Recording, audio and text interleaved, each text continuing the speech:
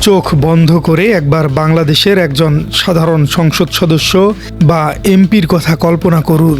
আপনার চোখের সামনে ভেসে উঠবে কোটি কোটি টাকার বিলাসবহুল পাজেরো বা ল্যান্ড ক্রুজার গাড়ি, সামনে পেছনে সাইরেন বাজানো পুলিশের কড়া প্রোটোকল, আর ক্ষমতার দম্ভে মাটিতে পা না পড়া একজন মানুষের প্রতিচ্ছবি। আমাদের দেশের রাজনৈতিক সংস্কৃতিতে এটাই যেন এক অলিখিত নিয়ম হয়ে দাঁড়িয়েছে। কিন্তু এই চিরচেনা পচে যাওয়া রাজনৈতিক সংস্কৃতির গালে এক প্রচণ্ড চপেটাঘাত করে একটি নতুন ইতিহাস রচনা করেছেন একজন তরুণ নেতা। তিনি যখন সংসদে যান তখন তার জন্য কোনো রাস্তা ফাঁকা করা হয় না।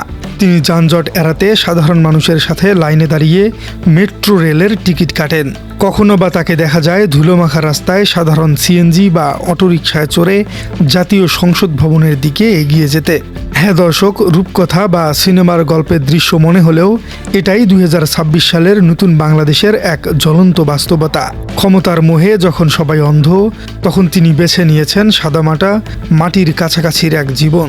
তিনি আর কেউ নন, জাতীয় নাগরিক পার্টি বা এনসিপির সম্মানিত সদস্য সচিব এবং রংপুর 4 আসন থেকে সদ্য নির্বাচিত সংসদ সদস্য আক্তার হোসেন। দেশের বর্তমান রাজনৈতিক প্রেক্ষাপটে তার এই নিরহংকার, সাধারণ ও স্বচ্ছ জীবনযাপন মানুষকে প্রবলভাবে মনে করিয়ে দিয়েছে যে বাংলার মজলুম জনতা, খেটে খাওয়া মানুষের ত্রাণকর্তা মাওলানা আব্দুল হামিদ খান ভাসানীর কথা। মানুষ আজ ভালোবেসে শ্রদ্ধা ভরে তাকে ডাকছে বাংলাদেশের নতুন মাওলানা ভাসানী বলে। কিন্তু কেন? কি এমন করেছেন এই তরুণ নেতা যার জন্য তাকে এত বড় একটি কিংবদন্তির সাথে তুলনা করা হচ্ছে? কেনই বা ভিআইপি সংস্কৃতির এই যুগে তিনি এমন সাধারণ জীবনকেই বেছে নিলেন? চলুন আজ আক্তার হোসেনের সেই রোমাঞ্চকর ও অজানা রাজনৈতিক অধ্যায় নিয়ে আলোচনা করা যাক, যা জানলে আপনিও চমকে যাবেন। ইতিহাসের পাতা উল্টালে আমরা দেখতে পাই মাওলানা ভাসানী ছিলেন এমন একজন নেতা যিনি ক্ষমতার একেবারে কেন্দ্রবিন্দুতে থেকেও ক্ষমতাকে চিরকাল তুচ্ছ জ্ঞান করেছেন। তার রাজনীতি ছিল কৃষকদের জন্য, শ্রমিকদের জন্য, অধিকার বঞ্চিত সাধারণ মানুষদের জন্য। পরনে পরতেন সাধারণ লুঙ্গি, গায়ে সস্তা কাপড়ের পাঞ্জাবি আর মাথায় একটি সাদামাটা টুপি। এই ছিল ভাসানীর পরিচয়। আর আজ আধুনিক যুগে বাংলাদেশে দাঁড়িয়ে আক্তার হোসেন যেন সেই একই আদর্শের মশাল সগর্বে বহন করছেন। এমপি হওয়ার পরেও তার মধ্যে কোনো ভিআইপি অহংকার বা ক্ষমতার দম্ভ নেই। তিনি প্রমাণ করে ছেড়েছেন যে জনগণের প্রকৃত নেতা হতে গেলে কোটি টাকার গাড়ি বা প্রাসাদের কোনো প্রয়োজন নেই। প্রয়োজন একটি সৎ, সাহসী এবং সাধারণ মানুষের জন্য কাঁদতে পারা এক হৃদয়ের। তার এই স্বচ্ছ ও দুর্নীতিমুক্ত জীবনযাপন বর্তমান সময়ের বিলাসবহুল এমপিদের ভিড়ে এক বিশাল ও অনুকরণীয় দৃষ্টান্ত। মানুষ যখন রাজনীতিকে রাতারাতি আঙ্গুল ফুলে কালাগাছ হওয়ার হাতিয়ার হিসেবে দেখে, আক্তার হোসেন তখন রাজনীতিকে নিয়েছেন দেশমাতৃকা বা মানুষের সেবা করার এক পবিত্র ব্রত নিয়ে। আক্তার হোসেনের এই রাজনৈতিক পরিপক্কতা বা সাহস একদিনে আকাশ থেকে পড়েনি। এর শেকড় অনেক গভীরে প্রেথিত রয়েছে। ঢাকা বিশ্ববিদ্যালয়ের সেই উত্তাল দিনগুলোতে আক্তার হোসেন ছিলেন জ্বলন্ত প্রতীক।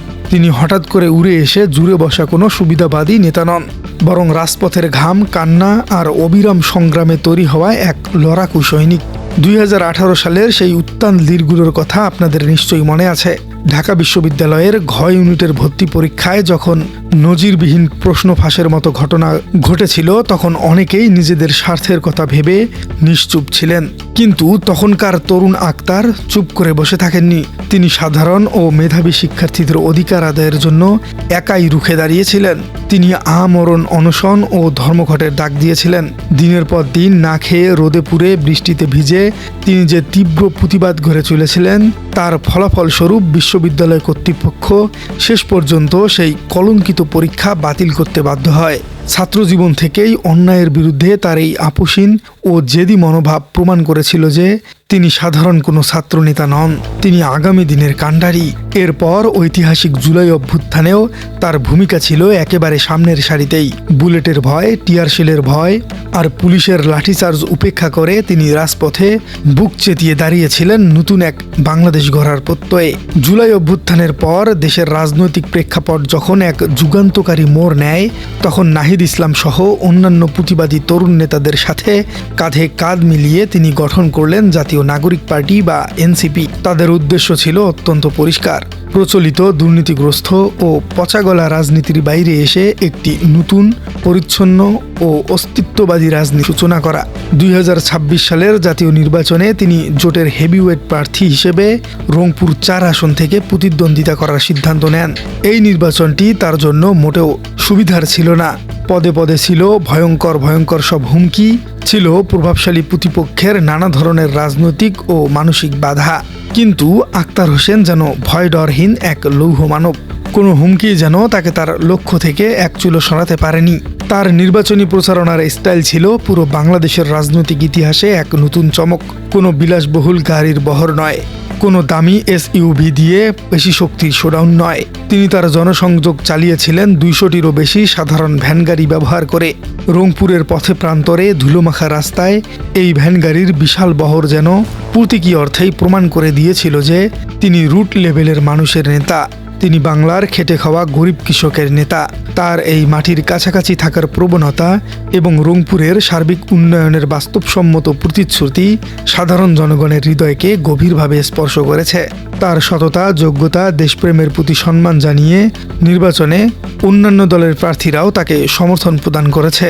এমনকি নির্বাচনে জামায়াতে ইসলামীর প্রার্থী তার পক্ষে অনেক শক্তভাবে কাজ করেছে। এই বিষয়টি প্রমাণ করেছে ভালো মানুষের পক্ষে সবাই এক কাতারে এসে দাঁড়াতে পারে। মাওলানা ভাসানী যেমন আজীবন সাম্রাজ্যবাদ এবং আধিপত্যবাদের বিরুদ্ধে লড়াই করেছেন, আক্তার হোসেনও ঠিক একই সাহসী পথে হাঁটছেন। জাতীয় নাগরিক পার্টির সদস্য সচিব ও রংপুর 4 আসনের এই অকুতোভয় নেতা অত্যন্ত জোরালো কণ্ঠে বলেছেন যে দেশের রাজনীতিতে যারা প্রতিবেশী রাষ্ট্রের খবরদারি বা হস্তক্ষেপ চায় তাদের মাওলানা ভাসানীর মতোই কঠোর হাতে প্রতিরোধ করা হবে। তিনি দেশপ্রেমিক ও স্বাধীনতাপন্থী অবস্থানের কথা তুলে ধরে স্পষ্ট ভাষায় জানিয়ে দিয়েছেন, বাংলাদেশ একটি স্বাধীন ও সার্বভৌম রাষ্ট্র। এখানে অন্য কোনো দেশের দাদাগিরির, অন্য কোনো দেশের প্রেসক্রিপশনে রাজনীতি চলবে না। গোলামীর বাংলাদেশ বিষয়টির ঘোর বিরোধী এই নেতা সবসময় মাথা উঁচু করে বাঁচার পক্ষেই। তিনি মনে করিয়েছেন যে জাতি অন্যের দাসত্ব মেনে নেয় সে জাতির কোনো ভবিষ্যৎ নেই। তার এই স্পষ্টবাদিতা এবং প্রতিবেশী রাষ্ট্রের আগ্রাসনের বিরুদ্ধে বলিষ্ঠ অবস্থান তাকে দেশের তরুণ সমাজ ও সাধারণ মানুষের কাছে এক অবিসংবাদিত নেতায় পরিণত করেছে। আক্তার হোসেন শুধু গতানুগতিক বক্তৃতা দিয়েই ক্ষান্ত হননি। তিনি একটি নতুন সংবিধান প্রণয়নের পক্ষেও জোরালোভাবে কথা বলেছেন। তিনি বিশ্বাস করেন যে একটি রাষ্ট্র তখনই সত্যিকার অর্থে স্বাধীন ও গণতান্ত্রিক হয় যখন তার প্রতিটি নাগরিক সমান অধিকার ও মর্যাদা পায়। পুরনো কাঠামো ভেঙে এমন এক ব্যবস্থা তৈরি করতে হবে যাতে সাধারণ মানুষের অধিকার রক্ষার চূড়ান্ত রক্ষাকবচ হতে পারে এটি। তিনি অস্তিত্ববাদী রাজনীতি এবং দায়িত্বশীলতার প্রচার করেছেন, যেখানে জনপ্রতিনিধিরা হবেন জনগণের সত্যিকারের সেবক, কিন্তু প্রভু নন।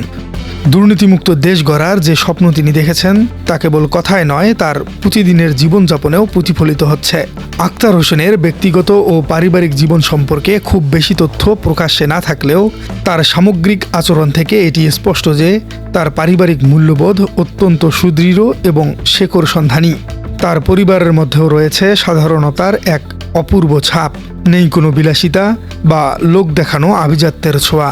একজন মানুষ যখন তার ব্যক্তিগত ও পারিবারিক জীবনে সৎ এবং নির্লোভ থাকেন তখন তিনি সমাজের জন্য, দেশের জন্য নিঃস্বার্থভাবে কাজ করতে পারেন। প্রিয় দর্শক, আপনার কাছে কি মনে হয়? আক্তার হোসেন এখনো পুরোপুরি মাওলানা ভাসানীর মতো হতে পারেননি ঠিকই, কিন্তু আপনি কি আসলেই তার মধ্যে মাওলানা ভাসানীর প্রতিচ্ছবি দেখতে পাচ্ছেন? কমেন্টে জানিয়ে দিন আপনার মূল্যবান মতামত। আর আপনার রাজনীতি চ্যানেলে নতুন হয়ে থাকলে চ্যানেলটি সাবস্ক্রাইব করার অনুরোধ থাকলো। দেখা হচ্ছে পরবর্তী কোনো ভিডিওতে।